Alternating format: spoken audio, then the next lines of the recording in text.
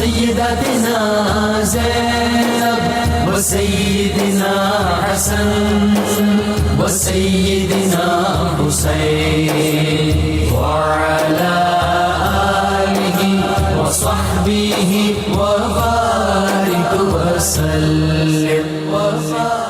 الحمدللہ رب العالمین والصلاة والسلام علی سید الانبیاء والمرسلین. اللہم صلی علی سیدنا و مولانا محمد وعلی آلہ وصحابہ وبارک وسلم وصلی علیہ. دنیا کے تمام دیکھنے والوں کو، تمام چاہنے والوں کو، تمام پیار کرنے والوں کو، اور جہاں جہاں تک اس وقت میری آواز کو سنا اور مجھے دیکھا جا رہا ہے، جنید اقبال کی جانب سے انتہائی محبت کے ساتھ السلام علیکم. ایک بار پھر ناظرین، آپ کو پر نور صبح نور کے ساتھ میں دل کی گہرائیوں سے خوش آمدید کہتا ہوں. اور آئیے بلا توقف چلیں گے حضرت ابو انیس محمد برکت علی علیہ رحمہ کی تعریف اسماء النبی کریم صلی اللہ علیہ وآلہ وسلم سے رسول اللہ صلی اللہ علیہ وآلہ وسلم کے اسم مبارک پڑھنے اور سننے کی سعادت حاصل کرتے ہیں. سیدنا الناشر صلی اللہ علیہ وآلہ وسلم، ہمارے سردار اسلام پھیلانے والے، درود و سلام بھیجے اللہ آپ صلی اللہ علیہ وآلہ وسلم پر، آپ صلی اللہ علیہ وآلہ وسلم کی آل پاک پر اور صحابہ کرام رضوان اللہ تعالیٰ علیہم اجمعین پر. حضرت عبداللہ ابن عمر رضی اللہ تعالیٰ عنہما سے مروی ہے، حضور نبی صلی اللہ علیہ وآلہ وسلم نے فرمایا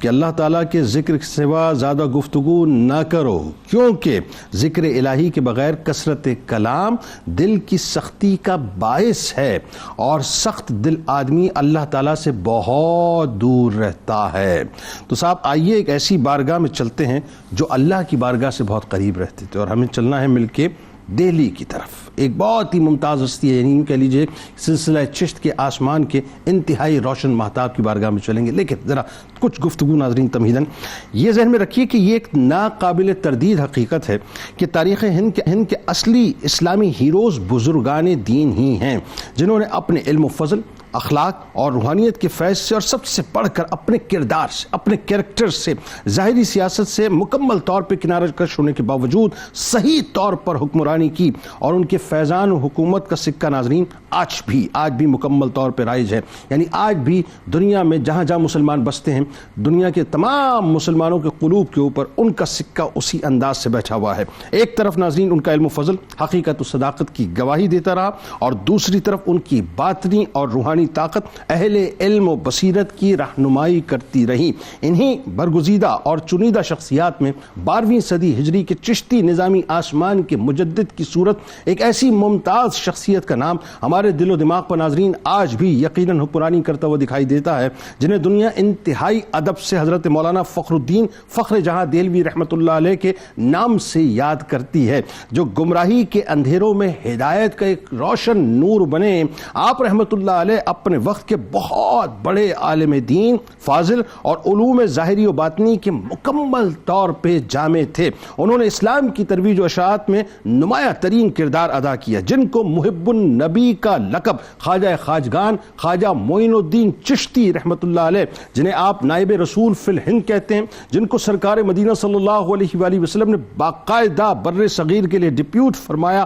خواب میں آ کر فخر جہاں دہلوی رحمۃ اللہ علیہ کو آپ کو یہ لقب انہوں نے عطا فرمایا، جو فخر جہاں بھی ہیں، برہان العارفین بھی ہیں، کتب یگانہ بھی ہیں، کتب منفرد بھی ہیں، کتب وحدت بھی ہیں، کتب حقیقت بھی ہیں، کتب الاقطاب بھی ہیں، پیشوائے محبوبیت و عشق بھی ہیں، مقتدائے عارفہ بھی ہیں، امام کاملہ بھی ہیں، کتب الاولیاء بھی ہیں، غوث وقت بھی ہیں، فرد الافراد بھی ہیں، قطب الافراد بھی ہیں، اور محبوب یزداں جیسے عظیم ترین القابات سے بھی آپ مشہور ہوئے، جنہیں دنیا انتہائی ادب کے ساتھ پکارا بھی کرتی ہے، ان کا نام بھی لیا کرتی ہے، اور ان کی تعلیمات کے اوپر چلنے کی کوشش بھی کیا کرتی ہے. انتہائی با کمال اور بے مثال حضرت شاہ فخر الدین دہلوی رحمۃ اللہ علیہ ناظرین اپنے والد کی طرف سے صدیقی اور والدہ کی طرف سے علوی فیض کو سمجھتے ہوئے تھے. جس دور میں آپ رحمۃ اللہ علیہ کی ولادت ہوئی، سیاسی لحاظ سے ناظرین وہ دور مسلمانوں کے لیے بہت ہی زوال کا اور تنزلی کا دور تھا، بہت ٹربولنس کا دور تھا. اور یہ ذہن میں رکھیے گا ایسے کئی ادوار بر صغیر کی تاریخ میں آئے ہیں،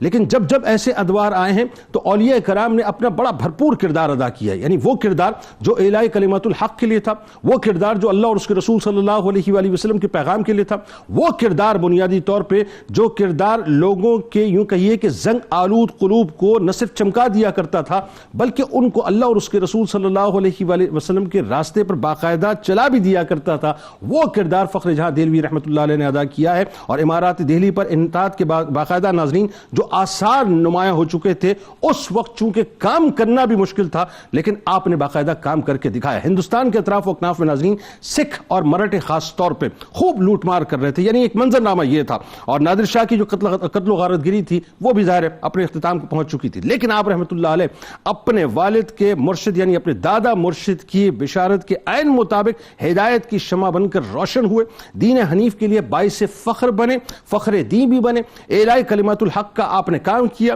جس سے مخلوق کے سینے منور ہوئے، یعنی وہ عمل و کردار کی بلندی تھی جس نے آپ رحمۃ اللہ علیہ کو فخر عالم و دین بنا دیا تھا۔ آپ رحمۃ اللہ علیہ کا مدرسہ جہاں لوگوں کی ناظرین یوں سمجھ لیجئے کہ علمی پیاس کو بجھایا کرتا تھا اور ان کے کردار کو سنوارا کرتا تھا، وہاں روحانی طور پر بھی یعنی جو پیاسے آپ کی بارگاہ میں آیا کرتے تھے ان کی پیاس کو بھی بجھایا کرتا تھا۔ آپ رحمۃ اللہ علیہ ظاہری علوم کے حصول میں بڑی محنت کرتے تھے، یعنی عالم یہ تھا کہ جس کا انتظام خاص طور پہ آپ کے والد گرامی نے وقت کے جید علماء کرام سے کرایا تھا، ساتھ ساتھ مکمل فوجی تربیت بھی آپ نے حاصل کی، طب پر بھی عبور حاصل کیا، گھوڑ سواری سمیت سپاہگری میں بھی آپ مہارت رکھتے تھے۔ روحانیت میں آپ رحمۃ اللہ علیہ نے اپنے والد گرامی ہی کے دست مبارک پر بیعت کی اور 16 سال صرف 16 سال کی عمر میں آپ رحمۃ اللہ علیہ کو خلافت عطا ہوئی۔ اب یہاں رک کے میں ایک جملہ ادا کرنا چاہتا ہوں، آج 16 سال کا بچہ میٹرک کرتا ہے اور اس کو یہ نہیں معلوم ہوتا کہ میں نے کرنا کیا ہے۔ ذرا سوچیے وہ کتنے عظیم الشان لوگ تھے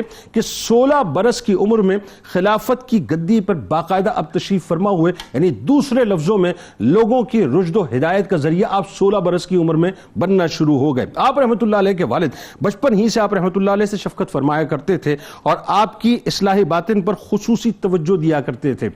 آپ شریعت و طریقت دونوں میں عالی مرتبت تھے۔ حضرت خواجہ فخر الدین دہلوی رحمۃ اللہ علیہ نے تعلیم سے فراغت کے بعد سجادگی کی بجائے فوج میں ملازمت اختیار کی، یعنی ایک فیز تھا جس فیز سے باقاعدہ آپ گزرے، پورا دن تیغ و تلوار اور سنان کی جھنکار میں گزرتا تھا اور رات اللہ تبارک و تعالیٰ کی بندگی میں رکوع و سجود میں مشغول رہا کرتی تھی۔ یعنی عالم یہ تھا کہ آپ رحمۃ اللہ علیہ کی ظاہری وضاحت ایسی تھی کہ کوئی پہچان نہیں سکتا تھا کہ یہ شخص کس قدر اعلیٰ و عرفہ روحانی مراتب و مقام طے کر چکا ہے۔ آپ رحمت اللہ علیہ کا وصف تھا کہ اپنے آپ کو مکمل طور پہ اخفا میں رکھا کرتے تھے، یعنی پردے میں رکھا کرتے تھے، لوگوں پر اپنی کیفیات کو ظاہر نہیں کیا کرتے تھے۔ اہل لشکر جو تھے ناظرین جب آپ کی نیک نامی کے بارے میں سنتے ہیں، آپ کی شان و شوکت کے بارے میں سنتے ہیں، آپ کی بزرگی کے بارے میں جب ان کو معلوم ہونا شروع ہوتا ہے تو یقیناً لوگوں کی ایک تعداد آپ کی طرف بڑھنا شروع ہوتی ہے۔ اس وقت ایگزیکٹلی اس وقت آپ اپنی ملازمت کو خیر آباد کہہ کے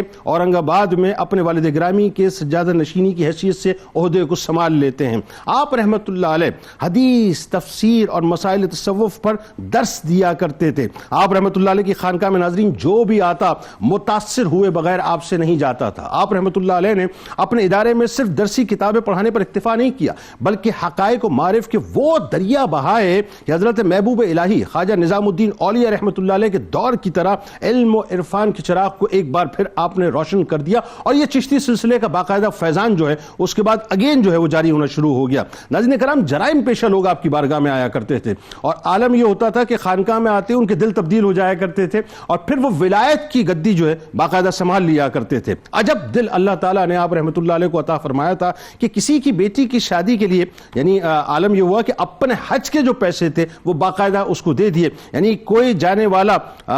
جا رہا تھا لیکن وہی بات ہے کہ وہ جانے کی بجائے اس نے وہ سودا کیا جو آخرت کا اصل میں سودا تھا۔ یعنی عالم یہ تھا ناظرین کرام کہ آپ رحمت اللہ علیہ کا یہ بھی معمول تھا کہ آپ کسی مفلوق الحال شخص کو دیکھ لیا کرتے تھے تو اس کی خوشی ہو غمی ہو آپ ضرور اس میں شریک ہوا کرتے تھے۔ کوئی آپ کا دشمن ہوتا اور آپ کو معلوم ہو جاتا کہ یہ جان لینے کو بھی اگر آیا ہے اور آپ دیکھ لیتے کہ یہ جان لینے والا دشمن ہے لیکن اس کے باوجود بھی آپ اس کو معاف کر دیا کرتے تھے۔ اپنے مریدین اور معتقدین کو باقاعدہ ہدایت کرتے تھے کہ کوئی اگر اگر پریشان حال ہے، بیمار ہے، تو باقاعدہ اس کے پاس جائیں اور اس کی عیادت کریں. یعنی خلق کی جو محبت ہے وہ اپنے مریدین کے دل میں باقاعدہ پیوست کیا کرتے تھے. آپ رحمۃ اللہ علیہ کا معمول تھا کہ طالب علم کے ساتھ صرف علم کے بارے میں گفتگو نہیں کرتے تھے، بلکہ اس کا جو ایپٹیٹیوڈ ہوا کرتا تھا، یعنی جس شعبے کو پسند کیا کرتا تھا اس شعبے کے حوالے سے اس سے گفتگو کیا کرتے تھے. یعنی اگر کوئی فنون سپاہ گیری کے حوالے سے بات کرنا چاہتا آپ اس سے بات کرتے، کوئی حکمت پر بات کرنا چاہتا آپ اس سے بات کرتے، کوئی جو ہے عام دلچسپی کے جو امور ہوتے ان پہ بات کرتا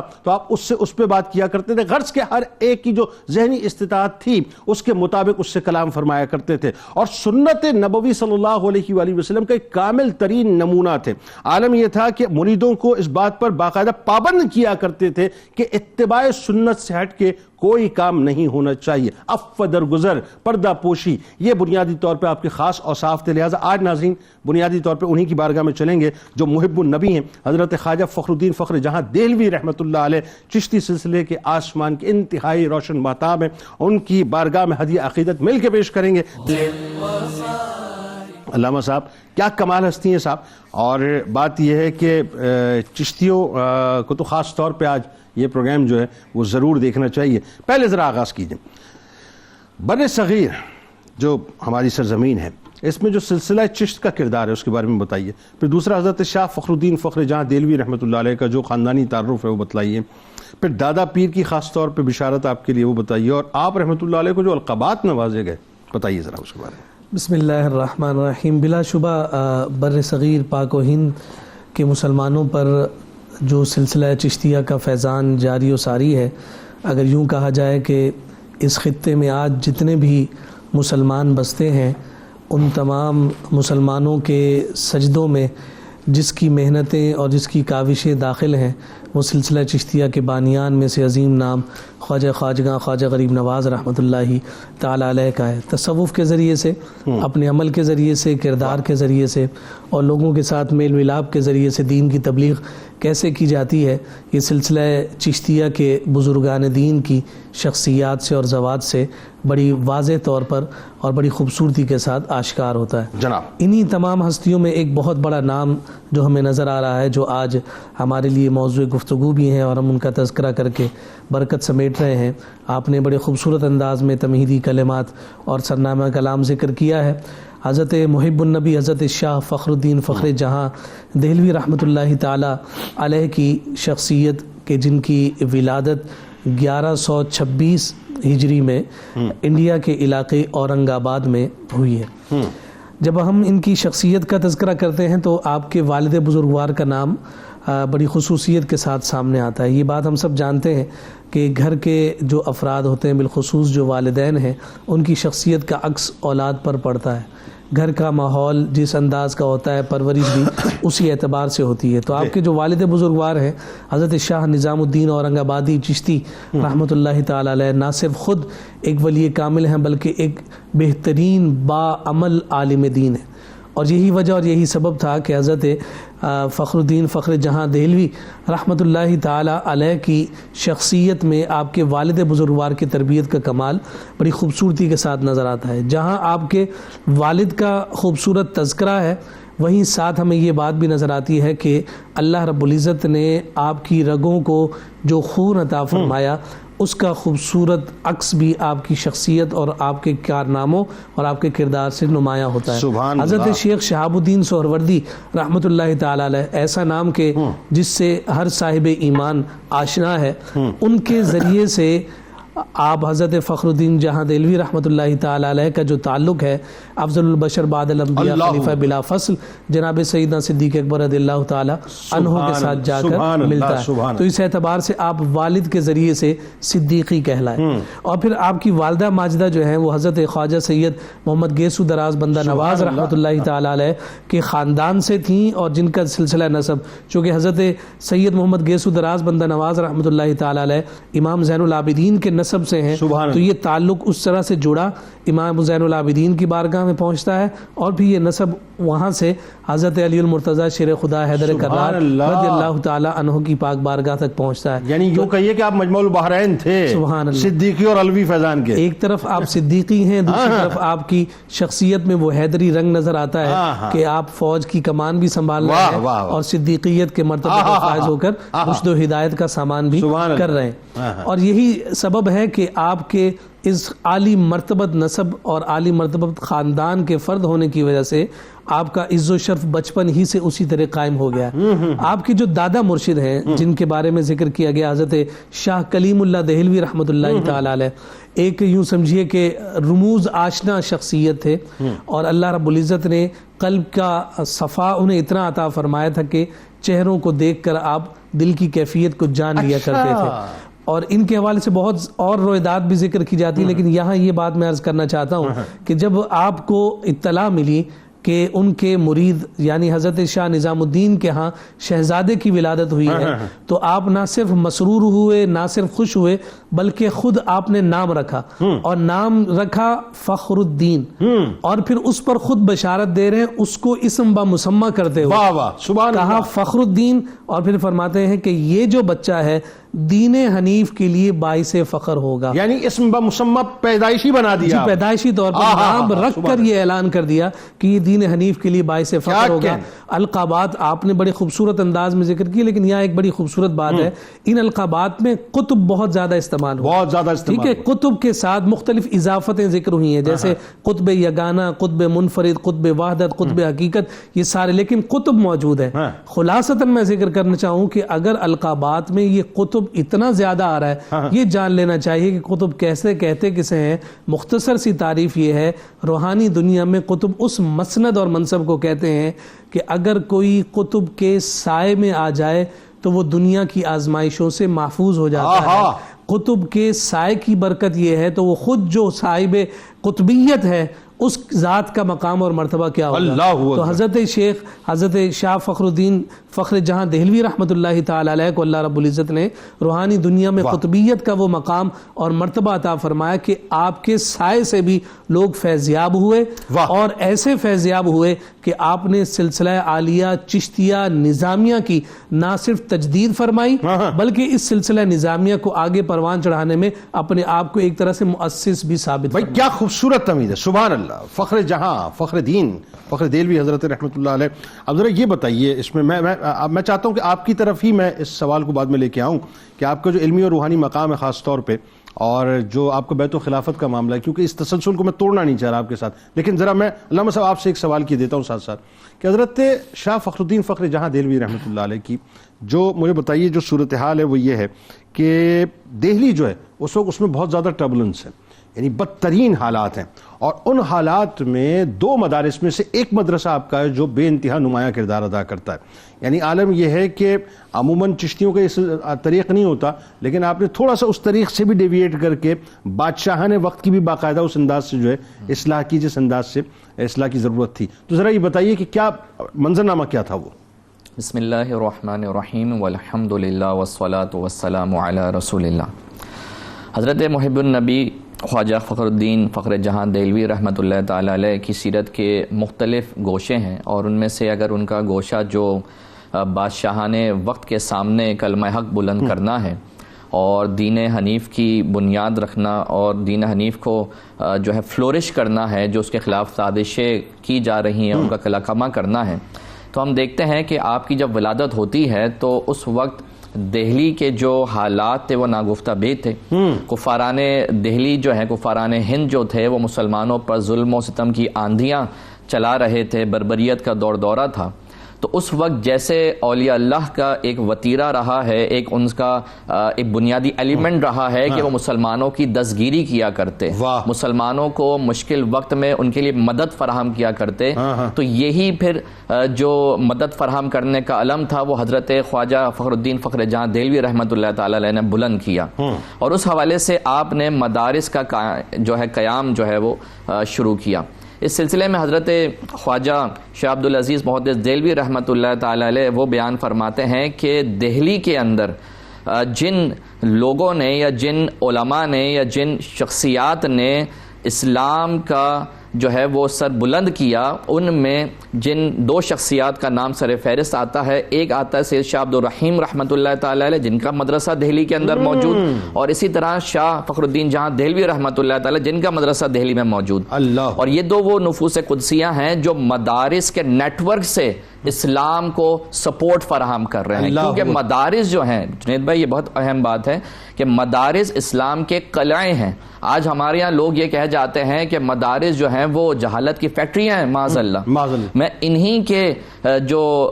ان کے پیشوا ہیں اور ہمارے بھی پیشوا ہیں، شاعر مشرق علامہ اقبال رحمۃ اللہ تعالی علیہ، وہ جو یورپ بھی دیکھ کے آئے ہیں، وہ جو ہند کو بھی دیکھ رہے ہیں، وہ پھر ان لوگوں کو جواب دیتے ہیں، اور جواب کیا دیتے ہیں؟ کہتے ہیں کہ تم مدارس کے خلاف بات کرنا بند کر دو۔ ایک جگہ میں نے مطالعے میں پڑھا، دوران مطالعہ یہ بات آئی سامنے کہ مدارس کے خلاف بات کرنا بند کر دو۔ کیا تمہارے سامنے اندلس کا حال نہیں ہے کہ کس طرح وہاں پہ جو ایک علم اور مرکز تھا اسلام کا کہ 800 سال مسلمانوں نے وہاں حکومت کی، لیکن جب وہاں سے مدارس کا صفایا کیا گیا تو وہ حکومت باقی نہ رہی۔ حضرت علامہ اقبال رحمۃ اللہ تعالی علیہ ایسے لوگوں کو جواب دے رہے ہیں۔ تو حضرت خواجہ فخر الدین جہاں دہلوی رحمۃ اللہ تعالی علیہ نے وہاں پہ مدارس کا قیام کیا، اور مدارس کے قیام کے ذریعے وہاں پر وہ نفوس قدسیہ تیار کیے، گویا کہ اسلام کے وہ سپاہی تیار کیے جنہوں نے وہاں اسلام کی بقا کو وہاں پہ قائم کیا۔ اور یوں آپ نے اپنے وہاں پہ جب حلقہ ارادت قائم کیا، درس و تدریس کا سلسلہ شروع کیا، تو باقاعدہ طور پہ وہاں پہ آپ نے درسی کتب پڑھائیں۔ یعنی اولیاء اللہ کی یہ بھی صفت ہے کہ وہ درسی کتب پڑھایا کرتے، اور ساتھ میں نہ صرف درسی کتب پڑھایا کرتے بلکہ حقائق و معارف کے وہ دریا بہائے کہ حضرت خواجہ نظام الدین اولیاء رحمۃ اللہ تعالی علیہ کے دور کی یاد تازہ ہو گئی۔ اور یہاں پر جو میں نے جیسے ذکر کیا کہ یہ وہ نفوس قدسیاں ہیں کہ جو بادشاہان وقت کے سامنے جب آتے تو آپ کی زبان کلمہ حق بلند کرتی۔ تو ایسے ہی ایک دفعہ ہوا کہ جب آپ کو آپ کے دور کے بادشاہ نے دعوت دی، کہ وہ دعوت جو دی وہ بھی آپ کا ایک طریقے سے محب ہی تھا، تو جب دعوت دی تو دعوت کے بعد جب آپ اس کے دربار میں جاتے ہیں تو وہاں اس کی کوئی چاپلوسی نہیں کرتے۔ یہ ایک بہت بڑا ایک ایلیمنٹ ہے، فیکٹر ہے کہ ہمارے ہاں بعض لوگ جو ہے وہ بڑے جو ہوتے ہیں منصب پہ ان کی چاپلوسی کرنا شروع کر دیتے ہیں، لیکن اولیاء اللہ کا وتیرہ یہ رہا کہ اگر کوئی غلط کر رہا ہے تو اس کو کہتے بابنگ دوہل کہ تم غلط کر رہے ہو، اور بہت اصرار کے بعد آپ گئے، اصرار کے بعد گئے۔ تو وہاں پر جو بادشاہ وقت کو کہا اکبر شاہ ثانی کو کہ تم جو یہ سلطنت کے امور ہے اس میں سیریس کیوں نہیں ہوتے؟ میں اگر اپنے الفاظ میں گفتگو کروں تو یہ بات انہوں نے کہی کہ تم سلطنت کے امور میں سیریس کیوں نہیں ہو، تمہاری انگیجمنٹ اس میں ہے کیوں نہیں؟ تم نے سارے معاملات عمرا کے سپورٹ کر دیے ہیں، عمرا آپس میں لڑ رہے ہیں، ایک دوسرے کے اوپر جو ہے وہ کیچڑ اچھال رہے ہیں، اور اس کا فائدہ کون اٹھا رہا ہے؟ وہ کفاران ہند کا فائدہ اٹھا رہے ہیں، اور قتل عام ہو رہا تھا، قتل عام مسلمانوں کا ہو رہا ہے۔ تو گویا کہ آپ نے حضور جان عالم علیہ السلام کا وہ فرمان بیان فرمایا اپنے الفاظوں میں، کلکم رائن و کلکم مسئول، کہ تم میں سے ہر ایک نگہبان ہے اور ہر ایک سے اس کی رعایت کے بارے میں سوال کیا جائے گا۔ تو یہاں پر آپ بادشاہان وقت کو سمجھا رہے ہیں، تنبیہ کر رہے ہیں کہ باز آ جاؤ، اور جو تمہارا ایک منصب ہے، جو تمہاری ذمہ داری۔ اچھا، وہ جو تسلسل میں نے آپ کا توڑا تھا، میں چاہتا ہوں وہیں سے رب جوڑ دیجئے کہ جہاں اتنی بڑی بشارت کے فخر جہاں فخر دہلوی اور فخر دین آپ کو بننا ہے، وہاں جو خاص طور پہ ظاہر ہے پھر تعلیم و تربیت کا جو آپ کا ایک انصرام انتظام ہے اس کا بھی بڑا اہتمام کیا گیا، اور پھر اس کے بعد روحانی دنیا میں جس دنیا میں آپ نے قدم رکھ کے باقاعدہ آپ نے لوگوں کو مصفہ اور مجلہ کرنا ہے، اس کے لیے بیت الخلافت کا انتظام بھی باقاعدہ، پھر اللہ تعالیٰ نے جو آپ کو علمی مقام اور مرتبہ عطا کیا، آپ کی تصانیف وغیرہ بتائیے ذرا اس کے بارے میں۔ جی، بسم اللہ الرحمن الرحیم۔ بلا شبہ جیسا قبلہ مفتی صاحب نے ابھی ذکر فرمایا، جو حالات، جو کیفیات اور جس دور میں آپ نے زندگی گزاری ہے وہ کتنا کٹھن ہے، چیلنجنگ ہے، مشکل ہے، ان تمام چیزوں سے اپنے آپ کو نبض آزما کرنے کے لیے ضروری تھا کہ وہ پہلے سے اس کی تیاری بھی ہو۔ درست۔ تو اب یہ جو تعلیم و تربیت، آپ کا تزکیہ تصفیہ جو بچپن میں ہو گیا، گویا آپ کی تربیت کرنے والے بزرگوں نے اسی ہی حالات کی جانب، جس جانب مفتی صاحب نے اشارہ فرمایا، اسی کے لیے تیار بھی فرمایا۔ درست۔ آپ کی اگر تعلیمی پیٹرن کو دیکھا جائے تو یہ ساری کی ساری کیفیات اس میں ہمیں نظر آتی ہیں۔ جیسا کہ گھر کا ماحول علمی تھا، آپ کے والد بزرگوار خود ایک خوبصورت اور باعمل عالم دین تھے، تدریس سے آپ وابستہ تھے، اسی وجہ سے آپ نے اپنے شہزادے حضرت فخر الدین فخر جہاں دہلوی رحمۃ اللہ تعالیٰ علیہ کی تعلیم و تربیت کے لیے بھی اسی طرح سے انتظام اور انصرام فرمایا تاکہ یہ میرا بچہ اس نظم کو، یعنی جو علم کا جو نظم ہے، اس کو اسی طرح سے آگے پروان چڑھائے۔ تو اسی وجہ سے آپ نے جتنے بھی مروجہ اس وقت علوم تھے ان کی تحصیل کے لیے آپ نے بڑے بڑے اکابر علماء سے اکتساب فیض کیا، جس کا انتظام آپ کے والد بزرگوار نے یعنی کہتے ہیں کہ ٹاپ آف دی لائن جو علماء تھے ان سے آپ نے اکتساب فیض کیا۔ یہاں ایک بڑی خوبصورت بات ہے کہ عام طور پہ آج کے اس دور میں، جبکہ پہلے تو یہ ہمیں سلسلہ نظر نہیں آتا، آج تصوف کو بحیثیت نصاب نہیں پڑھایا جاتا، تصوف کو نصاب کی یا کریکولم میں اس کو داخل نہیں کیا جاتا، خارجی مطالعے کی کتب اسے شمار کیا جاتا۔ لیکن یہ جو کیفیات ہمارے بزرگوں کی ہیں، جو ہمیں اصلاح باطن پر ہمیشہ کاربند رہنے والے یہ بزرگ نظر آتے ہیں، ان میں ایک بنیادی وجہ ان کے پڑھے ہوئے نصاب میں تصوف کا داخل ہونا، ان کے سلیبس میں شامل، سلیبس میں داخل ہے۔ اور یہ حضرت میاں محمد جان رحمۃ اللہ تعالی علیہ اس وقت کے ایک بہت بڑے عالم تھے، اس کے بعد انہوں نے فصوص الحکم حضرت فخر جہاں دہلوی رحمۃ اللہ تعالی علیہ نے شیخ محی الدین ابن عربی رحمۃ اللہ تعالی علیہ کی جو کتاب فصوص الحکم ہے، جسے تصوف کا نصاب کہا جاتا ہے اور تصوف کا خلاصہ کرکس کہا جاتا ہے، وہ انہوں نے بالاستیعاب سبکن پڑھی، اور سبکن پڑھنے کے بعد پھر آپ بتائیے کہ ان کا دل کتنا پاکیزہ اور مصفا۔ ابن عربی کو سمجھنا ہی جو ہے، ہاں، اور یہ آپ جو ہے اس وقت پڑھ رہے ہیں کہ جس وقت آپ ایک طرف ضربہ یضربو کے ساتھ صرف پڑھ رہے ہیں، جہاں نومیر پڑھ رہے ہیں، وہیں آپ اس کی خوبصورت کتاب کو بھی پڑھ رہے ہیں، شمس بازغہ، صدر اور اس طرح کی دیگر جو کتابیں ہیں وہ آپ نے اس عمر میں پڑھی ہیں۔ اور پھر حضرت شیخ مولانا عبد الحکیم رحمۃ اللہ تعالی علیہ سے فقہ حنفی کی جو عالی سند کتاب ہے جسے ہدایہ کہا جاتا ہے، آپ نے وہ کتاب ان سے پڑھی۔ یہ تمام مروجہ علوم جو ہے وہ آپ کم سنی میں ہی مکمل کر چکے ہیں، ٹھیک ہے، اور کم سنی میں تکمیل کے بعد آپ کے والد بزرگوار انہیں روحانی دنیا کی جانب لے کر آ رہے ہیں، اور صرف 16 سال کی مختصر سی عمر ہے، اور اس عمر میں خلافت کی اتنی بھاری ذمہ داری کہ ایک ایسا شخص کہ جسے دنیا نے سلسلہ عالیہ چشتیہ نظامیہ کا مجدد کہنا ہے، اس کی تیاری اتنی جلدی کروا دی گئی کہ 16 سال کی عمر میں انہیں بیعت بھی کیا جا رہا ہے، انہیں خلافت بھی دی جا رہی ہے۔ یعنی آپ کی قطع کلام کی معذرت آپ یہ دیکھیے کہ یہ 12ویں صدی ہجری اور آج ہم 1450 مطلب جو ہے وہ اپنے تقریباً برس جو ہے یہاں پہ تقریباً 15ویں صدی اپنے جو ہے وہ وسط کو پہنچ گئی۔ میں یہ 200-250-300 سال کے عرصے میں آپ دیکھیے کتنا بڑا فرق آ گیا کہ آج اگر آپ 16 سال کے بچے سے بات کریں صاحب تو آپ کو اس کی ذہنی سطح جو ہے بالکل پست نظر آتی ہے۔ ہمارے والدین تو اب جو ہے صرف یہ کہ بچہ بھی چھوٹا ہے، ذرا بڑا ہو جائے تو اسے اور مشاغل اور مصروفیات میں داخل کریں، لیکن ہمارے یہ بزرگ اکابرین جنہوں نے شہنشاہی کی ابھی بھی دلوں پر کر رہے ہیں، قیامت تک کرتے رہیں گے۔ انہوں نے وقت کی اہمیت کو جانا ہے اور کم وقت میں اتنے بڑے کام آپ لوگوں نے سر انجام دیے ہیں۔ اچھا، پھر اس میں ایک اور بڑی خوبصورت بات یہ ہے کہ صرف جو مروجہ علوم تھے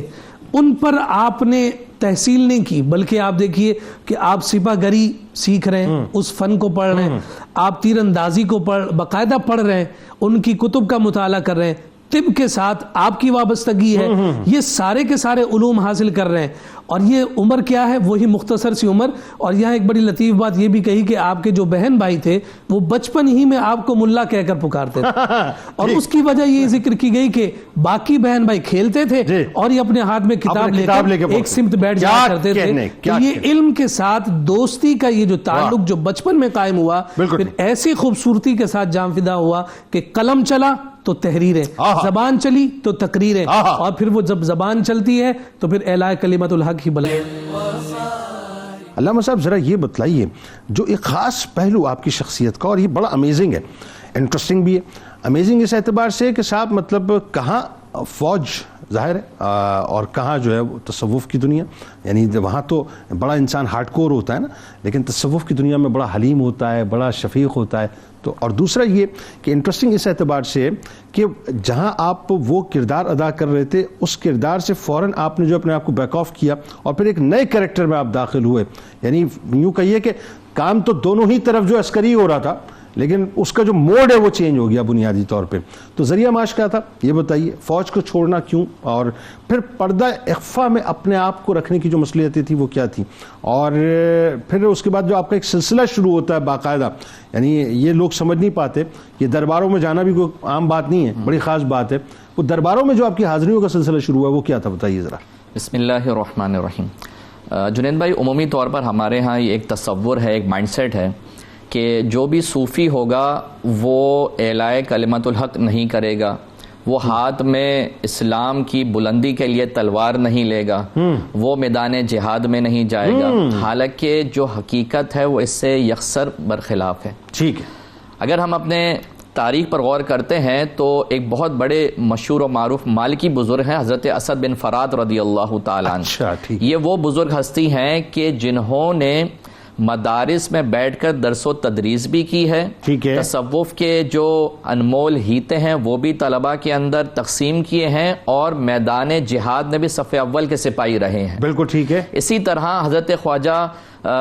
جو فخر الدین دہلوی رحمۃ اللہ تعالی علیہ ہیں، تو ان کا بھی طریقہ اور وتیرہ یہ رہا، اولیاء اللہ کی صف میں ہیں اگرچہ، تصوف کی دنیا کے اگرچہ بے تاج بادشاہ ہیں، لیکن آپ جو ہے وہ فوج میں بھی شامل ہیں. اچھا، فوج میں شامل ہونے کی ایک وجہ یہ بھی ہے کہ آپ یہ چاہتے ہیں، اور اولیاء اللہ کا یہ انداز رہا کرتا کہ ان کی ولایت لوگوں میں ظاہر نہ ہو، وہ پردے میں رہے، وہ اخفا میں رہے. تو یہی وجہ ہے کہ آپ جو ہے، آپ نے جب سند فراغت حاصل فرما لی، تعلیم مکمل کر لی، تو آپ نے فوج میں شمولیت اختیار کی. انداز زندگی یہ رہا کرتا، ایام عزیز اس طرح گزرتے کہ دن میں جو ہے وہ تلوار ہاتھ میں ہوتی اور رات میں تسبیح گویا کے ہاتھ میں ہوتی. یعنی دن میں جو ہے اعلاء کلمت الحق کے لیے نکل رہے ہیں، اور رات میں اللہ کے حضور سجدہ سجود ہو رہے ہیں. یعنی دن کے غازی تھے اور رات کے نمازی، زندہ دار نمازی تھے. زندہ دار نمازی تھے. تو بہرحال آپ کا انداز زندگی یوں گزر رہا ہوتا، اور آپ کی جیسے کہ میں نے ذکر کیا کہ یہ خواہش تھی کہ کوئی آپ کو پہچان نہ سکے، لیکن بہرحال اللہ کے نیک بندے اللہ کی عبادت کرنے کی بنا پر ان کے چہرے سے وہ نورانیت، وہ کشش چھلک رہی ہوتی ہے کہ عام بندہ بھی دیکھ کے پہچان لیتا ہے کہ یہ کوئی عام بندہ نہیں ہے. وہ ایک روحانی میگنیٹزم ہوتا ہے جو آپ کو اپنی طرف کھینچ رہا ہے. بالکل، وہ ایک میگنیٹک فیلڈ کریٹ کر رہے، چلتے رہتے ہیں. صحیح. اور وہاں پہ لوگوں نے جب آپ کو پہچاننا شروع کیا تو آپ نے پھر اس بات کو پسند کیا کہ آپ فوج کو خیر آباد کہہ دیں، اور اپنے والد محترم کے جو سجادگی ہے اس کو اختیار کریں. چنانچہ اس سلسلے میں آپ نے اورنگ آباد میں اپنے والد کی جو خانقاہ تھی اس کو اختیار کیا، وہاں پہ آپ نے قیام کیا. وہاں پر بھی آپ کا یہ انداز رہا کرتا کہ لوگ آپ کو پہچانے نہیں، لیکن وہی بات جیسے پہلے کے ذکر کی کہ آپ کی جو صحبت ہوتی ہے اس کو دیکھ کر لوگ پہچان لیتے کہ اللہ والے کی صحبت ہے. وہ ایک روحانی اورا ہوتا ہے نا، ہر شخص کا اپنا ایک اورا ہے. بالکل. یہ جو روحانی یہ جو اسپریچول شخصیات ہوتی ہیں ان کا اورا تو بڑا ڈیفرنٹ ہوتا ہے نا، وہ تو آپ نہ بھی چاہیں تو وہ آپ کو فیسینیٹ کر رہا ہوتا ہے. بالکل ایسے ہی ہوتا ہے. تو بہرحال انہوں نے پھر وہاں پہ یہ ارادہ کیا کہ یہاں سے یہ ہجرت کر جائیں اور جو تنہائی ہے اس کی زندگی اختیار کریں. لیکن بہرحال یہ خیال بار بار ان کو درپیش ہوتا کہ والد صاحب شاہ نظام الدین کی یہاں قبر پاک موجود ہیں. تو بہرحال آپ اسی کشمکش میں رہے. تو ایک بار والد صاحب نے زیارت فرما کے خواب میں یہ بات بیان فرما دی کہ آپ یہاں سے کوچ کر جائیں. تو بہرحال آپ نے پھر وہاں سے کوچ کرنے کا ارادہ کیا اور مختلف اولیاء اللہ کے مزارات پر آپ نے حاضری دی. یہ اولیاء اللہ کا یہ طریقہ رہتا کہ اکتساب فیض کے لیے اپنے سے بڑے کی بارگاہ میں حاضر ہوتے، ان سے اکتساب فیض کرتے، وہاں مسجد پر اعتکاف کرتے. اور یہی حضرت کا طریقہ رہا کہ خواجہ قطب الدین بختیار کاکی رحمۃ اللہ تعالی علیہ کے مزار پر آپ نے حاضری دی اور اپنے ساتھ کچھ مریدین کا جو ہے وہ قافلہ بنایا اور وہاں مسجد پر آپ نے اعتکاف کیا، اللہ تبارک و تعالیٰ کی بارگاہ میں عبادت کی. یعنی اپنے مشرب کے جد کی بارگاہ میں آپ جو ہے بنیادی طور پہ گئے. اور یہی طریقہ خواجہ معین الدین چشتی رحمۃ اللہ علیہ کا رہا، یہی طریقہ خواجہ قطب الدین اوشی بختیار کاکی رحمۃ اللہ علیہ کا رہا، یہ نظام پاک کا رہا. یعنی سب کا طریق یہی رہا، سب کا طریق یہی رہا ہے کہ وہ اپنے سے بڑوں کی بارگاہ میں حاضری دیتے اور اکتساب فیض کا سلسلہ جو ہے اکابر میں چلا آتا رہا. یہ تو بزرگوں سے اکتساب فیض کرنا، یہ تو اکابر سے حضرت نبی کریم صلی اللہ تعالی علیہ وسلم نے خود اس کی تعلیم فرمائی. آپ نے مزارات احد پہ جا کے جو ہے وہاں پر ان کے لیے دعا مغفرت کی اور یہ انداز ہمیں بیان کر دیا کہ اللہ والوں کی جو ہے بارگاہ میں حاضر ہونا کوئی بری بات نہیں ہے. بلکہ وہ آپ کی بات، آپ کا بڑا اپروپریٹ جملہ اس موقع پہ کہ بات یہ ہے کہ جو خرافات ہو رہی ہیں اس کو تو کسی طور سے بھی ہم مطلب صحیح قرار نہیں دیتے، لیکن اگر وہی بات ہے اعلیٰ حضرت نے جو طریقہ مزارات پہ حاضری کا بتلا دیا ہے. اگر وہ 4 ہاتھ کے فاصلے سے جس انداز سے حاضری دینے کا فرمایا, اگر اسی کو سمجھ لیں لوگ تو بہت آسان ہو جائے گا مسئلہ. بالکل بہت آسان ہو جائے گا, اور اس طرح آپ کو بزرگوں کی توجہ حاصل ہوگی خاص. بالکل ٹھیک. اور پھر اس طرح آپ نے دہلی کا سفر اختیار کیا, اپنے دادا مرشد شاہ کلیم اللہ کے مزار پر حاضری دی اور 3 دن وہاں پر قیام فرمائے. تو یوں آپ کا ایک سلسلہ رہا سفر کا, اسفار کا, اور یوں آپ مختلف حضرات اولیاء کرام کی بارگاہ میں حاضری دیتے رہے, ان کے دربار سے, ان کے مزار سے, ان کی بارگاہوں سے اکتساب فیض کرتے رہے. اور جب اکتساب فیض کر لیا, یہ گویا کہ اپنے سینے کو نور سے منور کر لیا, تو اپنے مریدین کے اندر پھر اس نور کو آگے. بہت شکریہ آپ دونوں, اب آپ کا آپ تشریف لائے, اور اس دعا کے ساتھ کہ کل بروز محشر اللہ تبارک و تعالی محب النبی کا صدقہ, اس ذکر کا صدقہ ان ذکر سننے والوں کو جو ہے اور ذکر کرنے والوں کو عطا فرمائے. بہت خوبصورت گفتگو رہی ناظرین. کتاب و شفا کی جانب آپ کو لیے چلتے ہیں. زبان کی حفاظت کا عمل آپ کو بتلاتے ہیں. بہت ضروری ہے صاحب, اس زبان کو کنٹرول میں رہنا چاہیے, کیونکہ بہت سے لوگ پوری عمر بڑی محنت کرتے ہیں اور ایک مقام حاصل کرتے ہیں, ایک جملہ ادا کرتے ہیں, زبان کی وجہ سے برباد ہو جاتے ہیں. بالکل جو شخص اپنی زبان پر قابو نہ رکھ سکتا ہو تو وہ مٹی کے پیالے پر اللہ تبارک و تعالیٰ کا اسم گرامی یا حمید 90 بار پڑھ کر دم کرے اور 41 دن تک اسی پیالے میں پانی پیتا رہے, انشاءاللہ بد کلامی سے محفوظ رہے گا. حضرت داتا گنج بخش علی حجویری رحمۃ اللہ علیہ کا کمال قول مبارک ہے کہ جس شخص کے دل میں اللہ تبارک و تعالیٰ کا ڈر ہوتا ہے تو وہ تقوی اور پرہیزگاری اختیار کرتا ہے, اور وہی شخص کامیاب و کامران.